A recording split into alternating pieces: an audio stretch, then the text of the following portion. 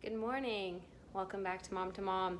I am glad you're here. I always say that because I genuinely am glad that you're here. I hope that you're having a good start to your week. And I hope that so far things are going well this morning, because I know a morning can go like this or like that right away. Anyway, hello. I have a couple of announcements. Today we're going to talk about having fun with our kids. So that is wonderful. It's something I'm looking forward to.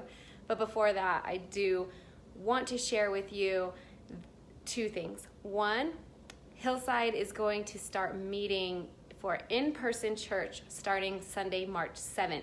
So you can check that out. It's pretty exciting. Check out online. The times are 8:45 and 10:30, hour-long services. You can see that online, but that's an exciting thing, a new change. Secondly, Ladies Bible Study is starting up. We are ending one study throughout this week. So if you would like to join us for the next study, you can go online to Hillside's website and sign up for that. That will be starting the week of February 28th. So wanted to let you know about those things going on. Also, this Mom to Mom week, we're going to be talking about having fun. And so, of course, we're going to be having fun when we get together with our Zoom groups. You're going to need this last baggie that was in your overall craft bag. You're going to need this. It has 2 black bookmarks, 1 scratcher, those little like toothpick, like fat looking toothpick things, and a couple ribbons. So we're going to be coloring in some bookmarks. They're little scratch pad bookmarks. My daughter likes them. I like them. Sometimes it's fun to do what the kids do, but get to do it on my own adult terms and actually focus and concentrate and make some fun creations. So that's what we're going to do this week. So make sure you just have this baggie with you when you get together with your group. So anyway, like I said, we're going to be talking about having fun today. Actually, this is the clipboard I made last time. I know it's kind of backwards for you, but it says, let's have fun today. So that's what we're going to do.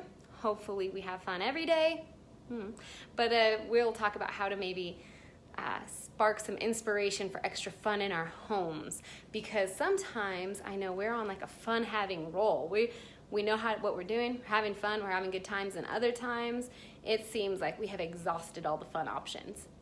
I don't know what makes these different emotions happen, but maybe you need some inspiration for some extra fun, especially now that it's starting to feel a little bit like spring might be on its way soon.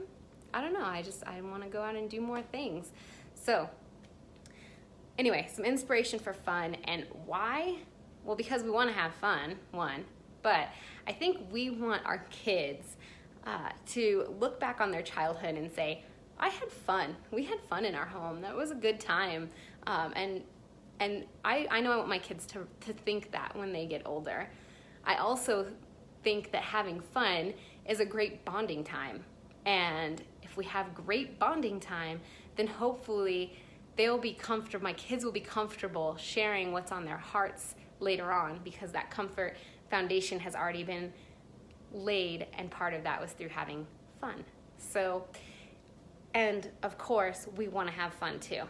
Some days I have lots of go, go, go, work, work, work, dishes, dishes, dishes, all the things. And at the end of the day, go, I didn't have any fun with it. My kids probably had some fun, but I didn't get to sit down and do some fun things too. And I know our versions of fun are different, right? Like if it's reading or Legos or something very, I don't know, like orderly, and I feel like there's a product at the end, like we have read a book or we have built something, I am more inclined to say that is fun, let me join you. If it's something like playing, just like free play with dolls and stuff, I can get into it sometimes, but it takes more out of me and for me to want to join in and do that. Anyway, so let's just say we've exhausted all of our fun options. You know, one thing I do say often is, well, if you don't have anything to play with, should I get rid of some of these things? And then all of a sudden they are inspired to have more fun with their toys because they don't want it to be taken away. But let's say we've run out of everything. Here are some ideas. I read an article on parents.com, and Audrina gets this My daughter gets the Highlights for Children magazine, which was a gift to her a while ago, and now she looks forward to it in the mail often. But it had a story where they talked about an idea jar. Having an idea jar where we could sit down and write different things that might be fun, put them in the jar, and then when we're bored or we want something new to do, we just pull out of that jar, read it, and do what it says. They can be big things or little things, and maybe have the kids help put together some ideas to go in the idea jar. Maybe it's something like having a movie night, or everybody colors with their eyes closed and see what creations you get after that. So there's a lot of different ideas to put in the idea jar. Maybe you even want to limit it and say, these are only indoor things that we want in the idea jar. We want things to do when weather is yucky, or we just have to be inside because someone else is napping and we need to let them get their nap time in, whatever it is. Anyway, idea jar is one idea. We could use a bulletin board or a folder to keep ideas of destinations, places we want to go that are outside of the house. So maybe it's something simple like a local hike that you read about, or you can print out a picture of a local destination and just keep it in that folder or keep it on that bulletin board, so when you walk by you say, man, I do want to do that hike. Maybe next time we're looking for something to do and we have a full day, that's what we'll do. So it could be local things, could be like a zip line or going to a theme park, provided they were open, right? Or even maybe big destinations like, man, one day we are going on this cruise, or these are some huge places we eventually want to visit, or beautiful things. So maybe color up a bulletin board with those beautiful images, or put them in a folder to come back to later. Another idea for fun. So we have the idea jar, we have the bulletin board. We can create a kid cave, right? I mean, we know what all the other caves are, but maybe a kid cave where you can turn a closet or a chunk of your house or whatever into a fun zone, where maybe we put the chalkboard paint on the walls and give them chalk, depending on how comfortable you are with that idea. Maybe we put up a whiteboard and have dry erase markers. Maybe instead of putting anything up, it's near windows and they can color with dry erase markers on the windows. Maybe close it off with a curtain instead of a door, so it looks like a kind of a secret hideout, an ongoing fort. We have ongoing forts in our home frequently. Actually, recently, some of my in-laws, there wasn't a fort up, and they were like, oh, it looks so good in here. I thought there was always this fort. And I had to explain, no, usually, actually, this only happens when you happen to see it. The forts come and go, usually like once a week or not. But anyway, build a fort and have that kid cave where they can have their own fun and think it's a secret little spot. It doesn't mean you can't go in and have fun in it with them, but it's a fun little kid zone. You can also, to inspire some fun, maybe celebrate the little things. Maybe that means celebrating minor holidays like National Donut Day. I'm sure that exists, where you have donuts that day. Or I know with Valentine's Day, I mean, it's not a huge, you don't get the day off or anything.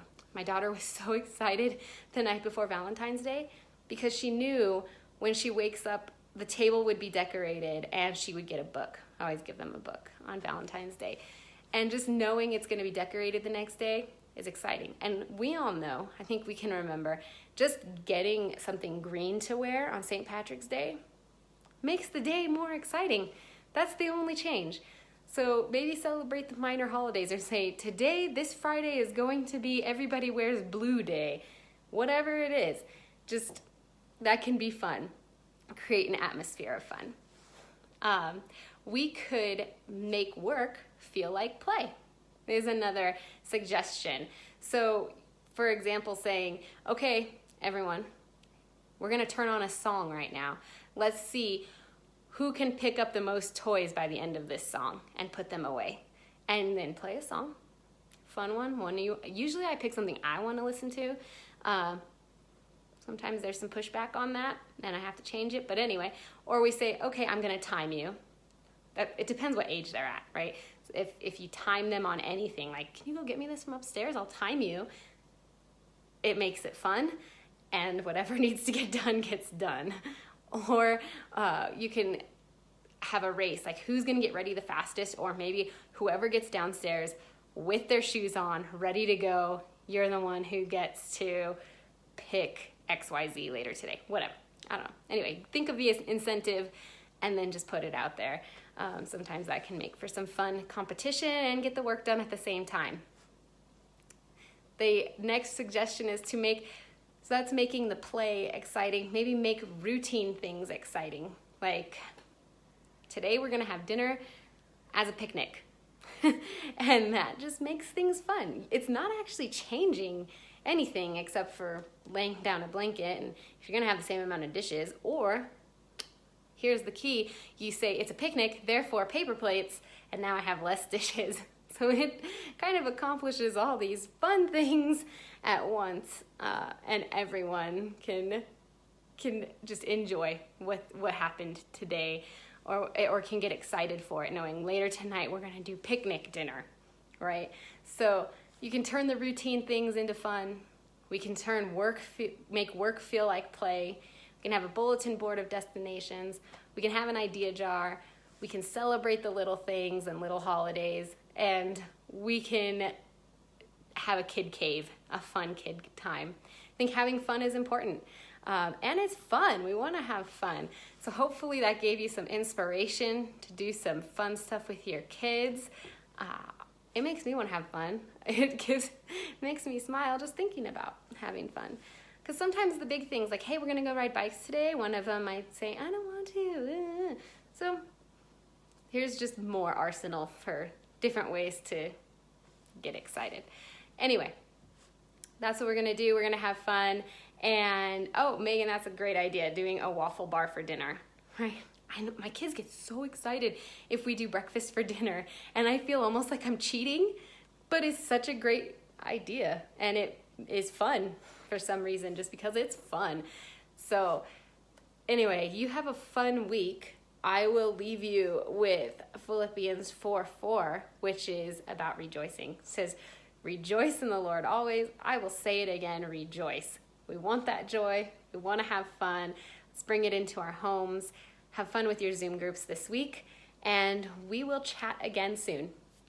Bye.